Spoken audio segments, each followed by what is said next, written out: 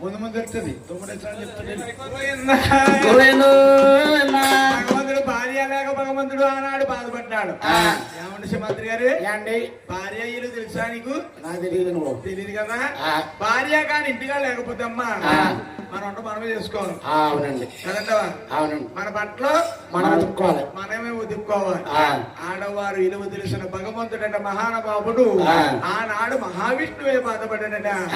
ఆయన ఆ లోకం విడిచిపెట్టి ఈ లోకం వచ్చినావు, ఆ లోకం విడిచిపెట్టి ఈ లోకం వచ్చినావా,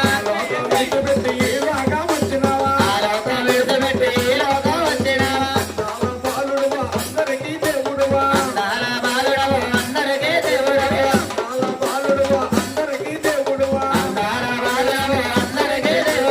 ఆకాశరాజు వల్లుడే అందరికీ దేవుడువయ్యే,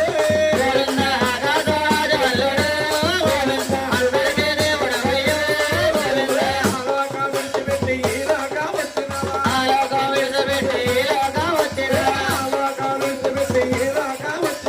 ఆలోకం విడిచిపెట్టి ఈ లోకం వచ్చినావా, అందాల బాలుడువయ్యే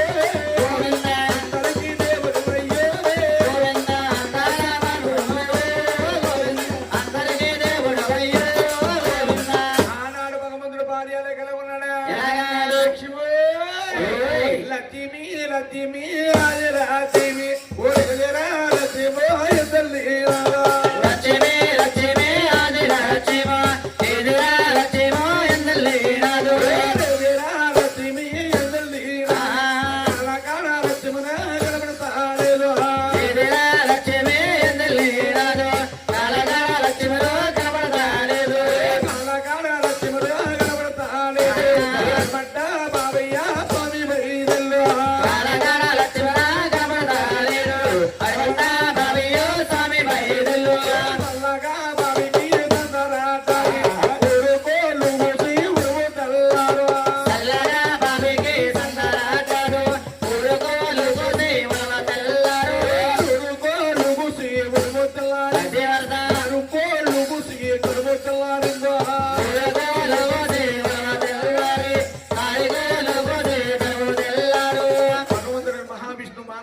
శేషాద్రి పర్వతం వెళ్ళిపోయాడమ్మా.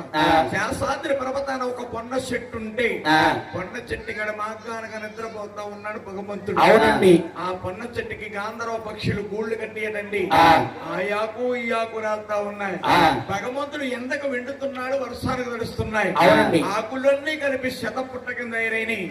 శతపుట్ట కింద తయారయ్యి వారపుట్ల వస్తున్నాయట. వారపుట్టలో భగవంతుడు ఒళ్ళల్లా